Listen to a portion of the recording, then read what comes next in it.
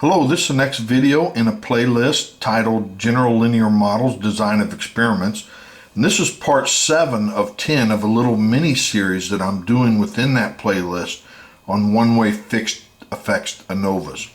And the next 4 videos, 7, 8, 9, and 10, will deal with contrast within that arena of one-way fixed effects ANOVA. So contrast for the one-way fixed effects ANOVA model, and that's, y is equal to some overall mean plus a treatment effect plus error. We have A treatment effects and a sample size of n in each treatment arm.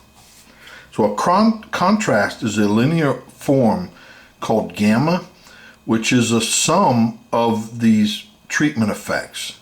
So it's Ci times tau I. But the Ci's are very specific in that they have to sum to 0.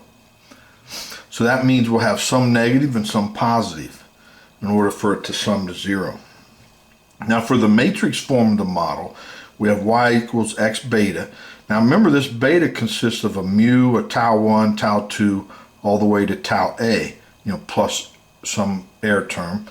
Now contrast is of the linear form lambda prime beta. So it's a linear combination of these betas. But lambda has a specific form. One, it can't pick up that mu parameter, the first one in the vector. So the first component has to be 0. And then the other A components consist of C1, C2 through CA, which are the constants times those specific treatment parameters, tau 1, tau 2. And of course the lambda has to sum to 0, which is a similar constraint as this. Now, note that since the sum of Ci is equal to 0, gamma, which is the contrast, can be expressed in this form. Now, if you think about it, so if this sum goes into here and then plus it goes into here, so the first term, the Ci plus mu, the mu can be factored out because it doesn't have an index, and it's the sum of the Ci, which is 0. So then we're left with the sum of the Ci tau I, which is what this constraint says. But we write it in this form because mu plus tau I is estimable. So then we can come up with an estimable form for gamma, or this contrast. Now, any contrast is estimable with unique least squares estimate. And we will denote the least squares estimate of the contrast by Cy. So it's a linear combination of the y's. And specifically, it's the treatment means. It's a linear combination of the treatment means using the same Ci that we were interested in up here. Now the variance we will show is sigma squared over n times the sum of the Ci squareds. Now, let's start developing this theory. So the development from general theory is this contrast, right, can be written in this form. So remember, the first component has to be 0 because we don't want the mu, and then the others, it creates a sum of these tau i's, which is the contrast we're interested in. And remember, the sum of these Ci's have to sum to 0. So it can be written in this form, lambda I beta. Now, why do we write it in this form? Because we have the machinery called estimability. I have 4 videos on it in this playlist. And so we must see if this is estimable. And what does estimable mean? It means that it can be estimated in a unique fashion. Okay, so but to see if something's estimable, that means this lambda parameter has to be in the row space of the design matrix. And again, look at my the mini series on estimability within this playlist. Now let's let Rowstar prime be this. So it's an NA by 1 vector because we have NA observations. The first n components are C1 over n. The next n components are C2 over n, all the way to the last the last n terms, which is Ca over n.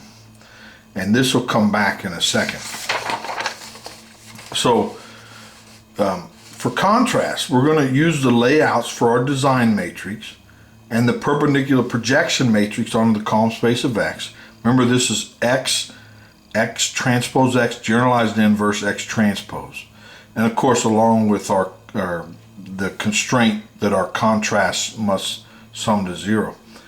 Now we show that Rowstar prime X is in the row space, that it equals the lambda of interest. And so this is our design matrix, and this is the lambda or row star prime on the previous page. So when we take it times this, we get 0. And then remember, the first n components is C1 over n, but then we're adding them n times, so we get C1 back. And actually this row vector times each of those creates this vector here, which is lambda prime. That's the contrast that we're interested in.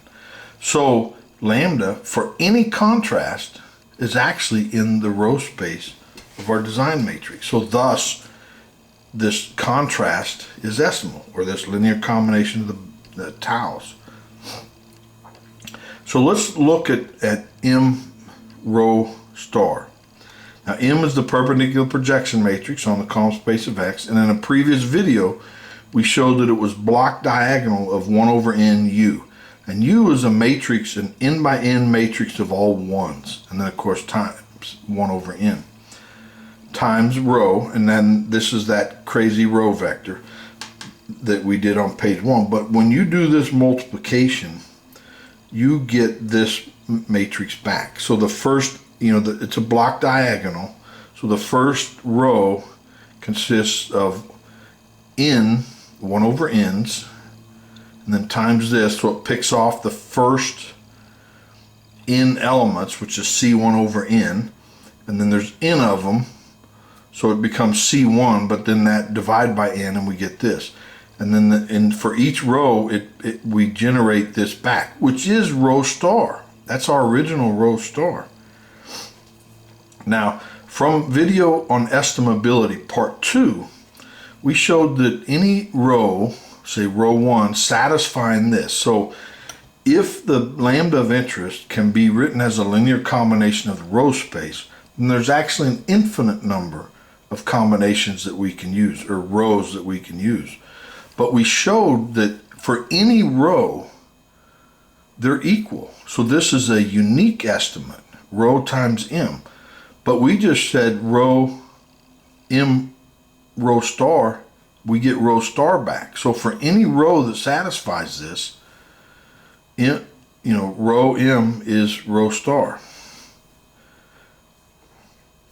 So from number 2 on page 1, we have a unique least squares estimate of lambda prime beta, and we call the least squares estimate of our contrast CY, and C stands for contrast. It's the least squares estimator of it. But what it is lambda beta tilde, where beta tilde is the least squares estimate for beta. It's a least squares estimate. So now, since lambda is part of the row space, and the least squares estimate beta tilde is this piece, now we just look at the x's here, which is m. But any row that satisfies this row x is equal to lambda times m, we get row star back, and times y. Now when we do this vector times this vector, it's this sum. Now since this doesn't have an index j, it can be taken out, and then that n brought in, and so that's the means. So the least squares estimate for any contrast is this sum. So for any least squares estimate of beta, called beta tilde, and row satisfying this, that lambda is in the row space, then this is the unique least squares estimate of our contrast. Now from video estimability part 3, we derived the formula for any linear combination, which was this. So the variance of our contrast, and now remember this is the least squares estimate of our contrast, which is lambda beta tilde, we showed has to be this. So So it's sigma squared lambda prime. And this is a generalized inverse of x transpose x lambda prime. But now lambdas, remember that's part of the row space, so we can write it as lambda prime x. And the same here, you have to undo the transpose. But this is M, the x transpose x generalized inverse x transpose. But M is a perpendicular projection matrix, so it's idempotent. So you M times M. It's also symmetric, so you can unfold the row prime M into this, and then that one just becomes this. But remember, M row is always equal to row star. And then so we get this vector product. And then this vector product becomes this summation here. Remember, it becomes the squared of each component, and that's why this is squared. So the n squared can be factored out front, and then the ci squared.